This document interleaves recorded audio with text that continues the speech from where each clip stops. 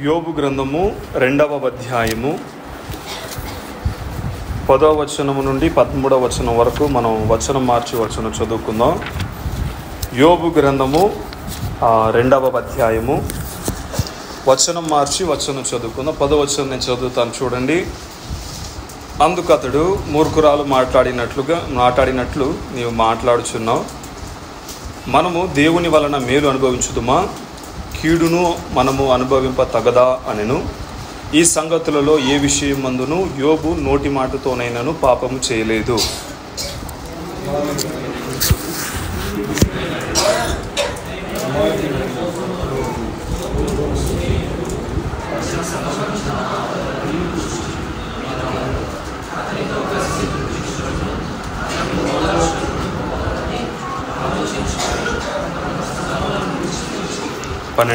వారు వచ్చి దూరముగా నిలబడి కన్నులెత్తి చూసినప్పుడు అతన్ని పోల్చలేక తమ వస్త్రములను చింపుకొని ఆకాశము తట్టు తలల మీద ధూళి చల్లుకొని ఎలుగెత్తి ఏడ్చిరి.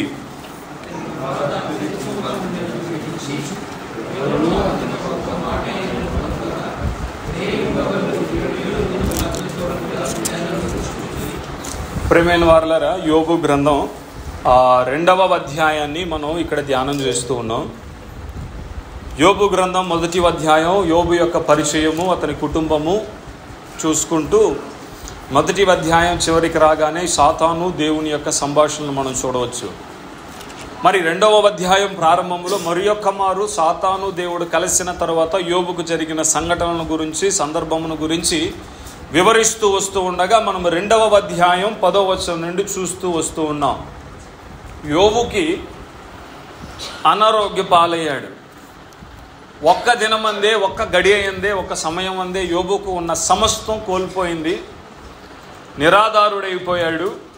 ఇక తన శరీరము కూడా సహకరించని పరిస్థితి అయిపోయింది. తనకు కలిగిన శోకమును బట్టి, తనకు కలిగిన కష్టమును బట్టి తల వెంట్రుకలను తీయించుకున్నవాడే గోనెపట్ట కట్టుకొని తాను ఒక చోటన కూర్చొని తల మీద బూడిద పోసుకొని చిల్లపెంకు తీసుకొని తనకు వచ్చిన కురుపులను దాన్ని సరి చేసుకుంటున్న పరిస్థితుల్లో ఉన్నాడు. మరి ఇటువంటి పరిస్థితుల్లో ఉన్న యోబుకి 3 స్నేహితులు ఉన్నారు. ఆ 3 స్నేహితులు మనం ఇక్కడ చూసినప్పుడు ఎలీఫజు అని ఒకడున్నాడు, బిల్దాదు అని ఒకడున్నారు, జోఫర్ అని ఒకడున్నాడు.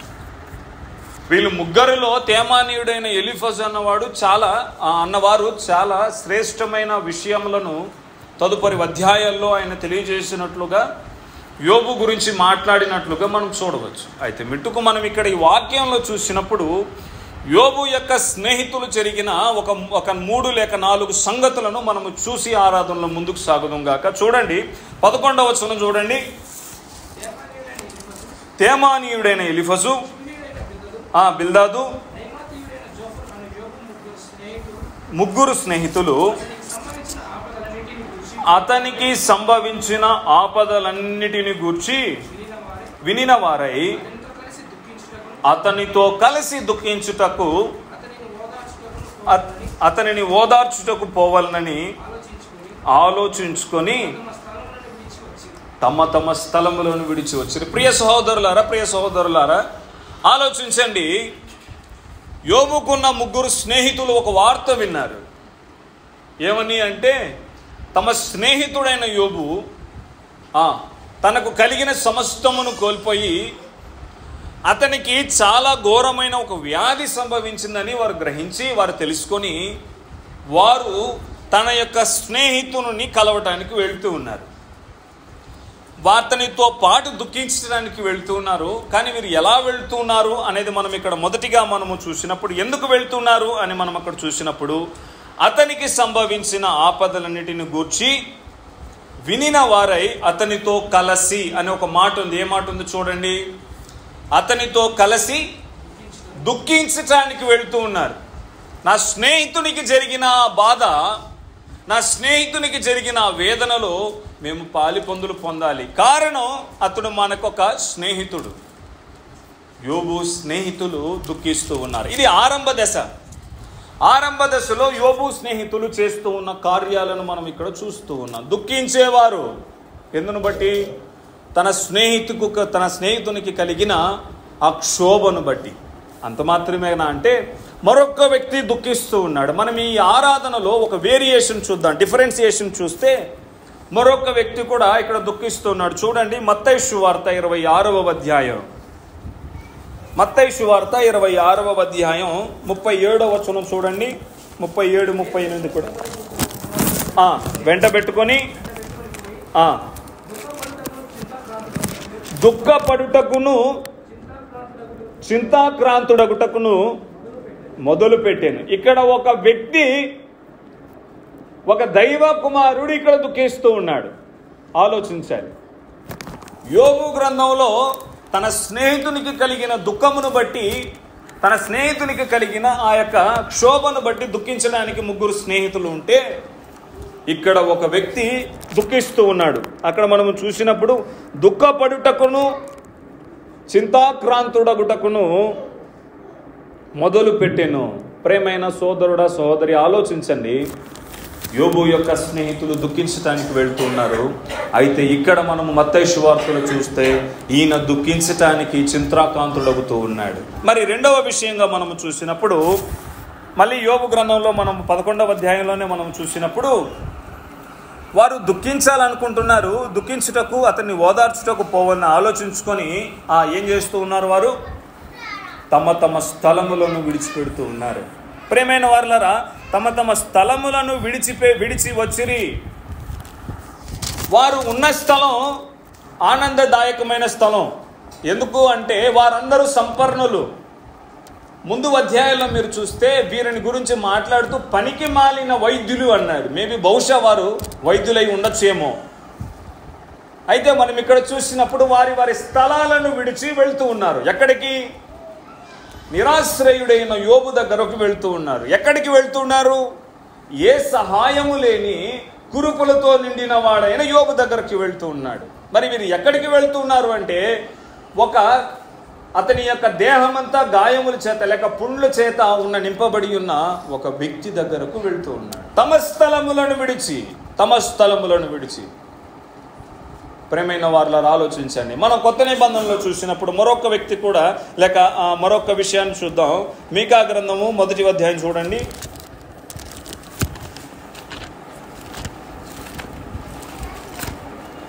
మీకా గ్రంథము 1వ అధ్యాయము 3వ వచనంలో ఒక మంచి మాట ఉంది చూడండి. ఇదిగో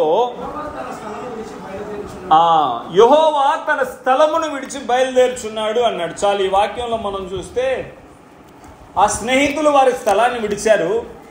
వారు ఏ స్థలంలో ఉన్నారో, ఎంత సంపన్నులుగా ఉన్నారో, ఎంత ధనంలో ఉన్నారన్న విషయం మనకి అక్కడ తేటపరచలేదు. కానీ ఈ యెహోవా బయలుదేరిన లేక యెహోవా తన స్థలమును గురించి పరిశుద్ధ గ్రంథంలో, జకర్యా గ్రంథంలో ఒక మాట ఉంది చూడండి. 2వ అధ్యాయం 13వ వచనంలో మనం చూస్తే అది ఏ స్థలమో మనకు తెలుస్తుంది.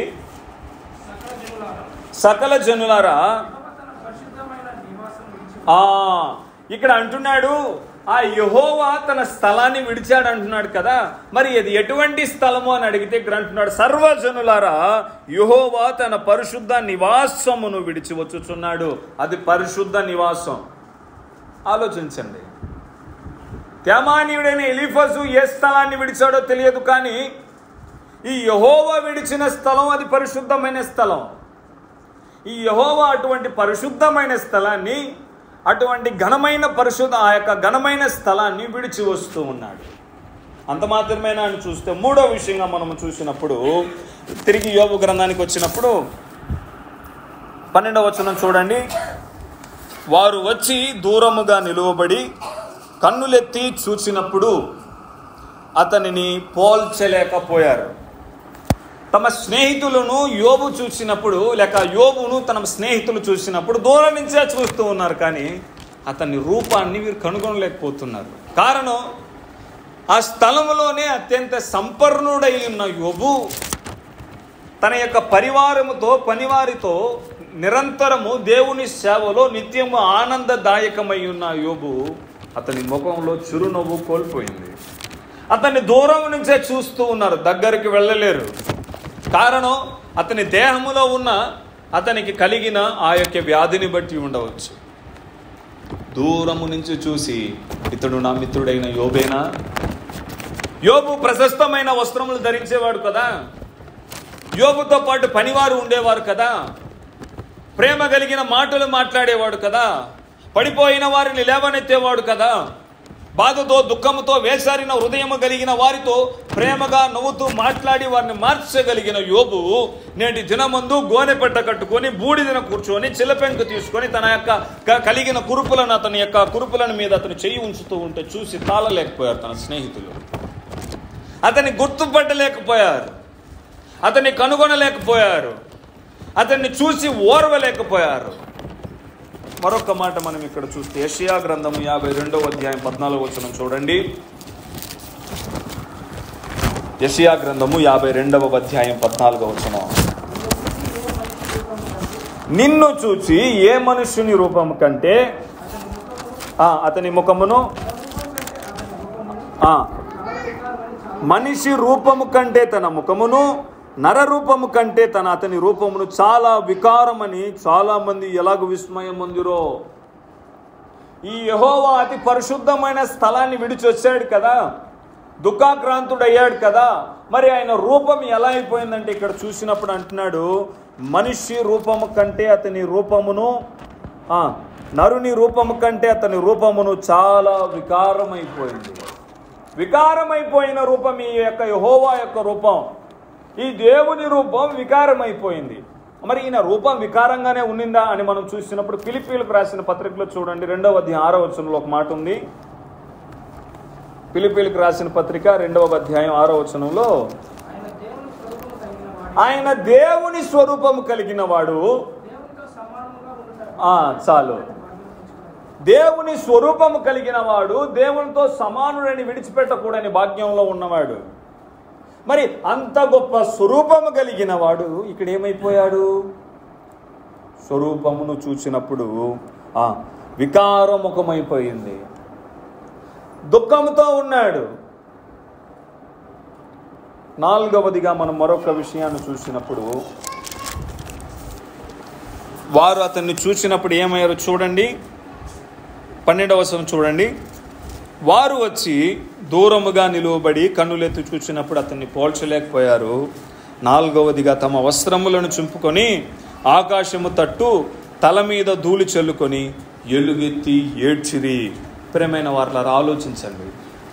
అరే, మన స్నేహితుడు ఎంత చక్కగా ఉన్నవాడు, ఎంత ఆనందంగా ఉన్నవాడు, ఎంత సంతోషంగా ఉన్నవాడు, ఎంత ప్రశస్తమైన వస్త్రములు ధరించుకొని ఒక రాజును పోలి ఉండవలసిన వాడు ఇలా కురూపములతో, ఇలా సొగస్సును కోల్పోయిన వాడై, ఇలా దుఃఖాక్రాంతుడై ఉండడం, ఈ యొక్క వేదనను చూసి వారి స్నేహితులు అంటున్నారు, వారు ఓర్వలేకపోయారు. ఆ బూడిదని తీసుకొని వారి తల మీద చల్లుకుంటూ అంగలారుస్తూ ఉన్నారు, వేధిస్తూ ఉన్నారు, వేదన పడుతూ ఉన్నారు. నా స్నేహితుడు ఇలా తయారవ్వటానికి గల కారణం ఏమిటో, నా స్నేహితుడు ఇలా మారిపోవటానికి గల కారణం ఏమిటో. స్వరూపమును కోల్పోయాడు, సొగస్సును కోల్పోయాడు, ఆస్తిని కోల్పోయాడు, ఆ ఉన్నతమైన సుఖ జీవితాన్ని కోల్పోయాడు, సమస్తాన్ని కోల్పోయి గోనె పట్టు కట్టుకొని ఆ బూడిద మీద ఉండటానికి గల కారణం ఏమిటో ఆ స్నేహితులు వచ్చి చూచి ఏడుస్తూ ఉన్నారు. స్నేహబంధము మాత్రమే తమ స్నేహితునికి యోబుకు ఉన్నది. శారీరక ఒక స్నేహితునిగా ఎక్కడ పరిచయం అయ్యారో తెలియదు, కానీ ఒక స్నేహబంధము మాత్రమే.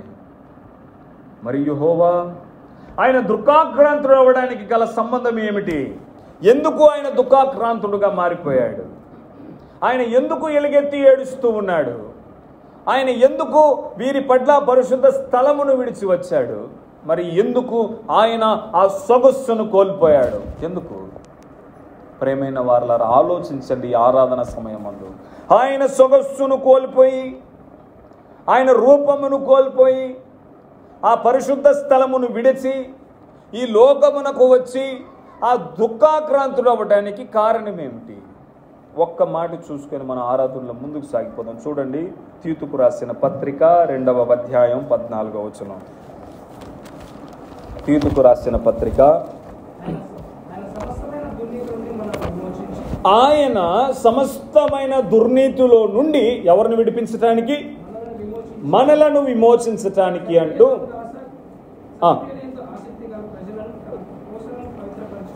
పవిత్రపరచుకొని చాలు.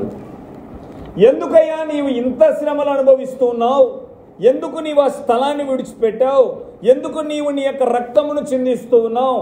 ఎందుకు ఆ గెత్సెమనే తోటలో నీ యొక్క కన్నీళ్ల చేత రక్త ప్రవాహముగా కారుతుంది? ఎందుకు అంటే ఆయన అంటాడు, వారిని విడిపించటానికి, తన సొత్తుగా చేసుకోవటానికి, తన ప్రజలుగా మార్చటానికి, ఆ పాపముల నుండి విడిపించటానికి. ప్రేమైన వారలారా, ఆలోచించండి. యోబు స్నేహితులు యోబు కొరకు దూరం నుంచి అంగలార్చారంతే. మరి మన దేవుడు పెట్టకూడని భాగ్యము ఆయన ఎంచలేదు, దాన్ని విడిచిపెట్టేశాడు. అది పరిశుద్ధ స్థలం. ఈ లోకమునకు మానవునిగా, రిక్తునిగా, శారీరధారిగా కన్యక గర్భమందు జన్మించి 33.5 సంవత్సరములు జీవించి తన శేష జీవితమును, తన యవ్వన జీవితమును ఆయన నీ కొరకు, నా కొరకు అర్పించాడు. పరిశుద్ధ గ్రంథంలో మనం చూస్తే 30 సంవత్సరాలు గడిచిన వాడై దావీదు రాజయ్యాడు. 30 సంవత్సరములు గడిగిన వాడే దావీదు రాజు పరిపాలన ప్రారంభించాడు. మరి 30 సంవత్సరములు కలిగిన వాడే యేసు ప్రభు ఏం చేశాడో తెలుసా? నా పాపములకు పరిహార్థముగా ఆయన సేవను ప్రారంభించాడు.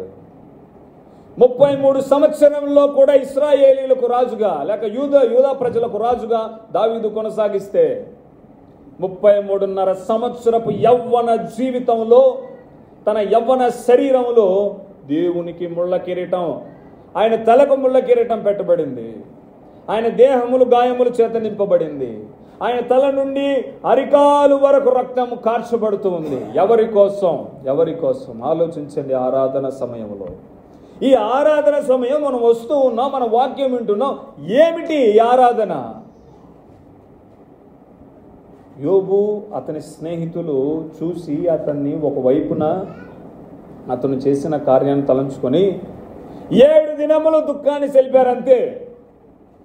7 దినములు మాత్రమే వారు దుఃఖించిన తరువాత వారు మాట్లాడిన మాటలు వేరు.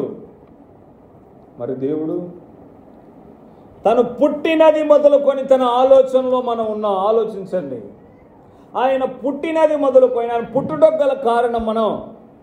ఆయన పెరుగుతూ ఉన్న ప్రతి క్షణం ఆయన ఆలోచనలో మనమే. ఆయన జీవించిన సంవత్సరములన్నీ ఆయన మన కొరకు కొంచెము కూడా ఆయన దేహం ముందు ఏ రక్తమును నీరు ఉంచుకొనకుండా పరిపూర్ణముగా కార్చాడు. ఎవరి కోసం?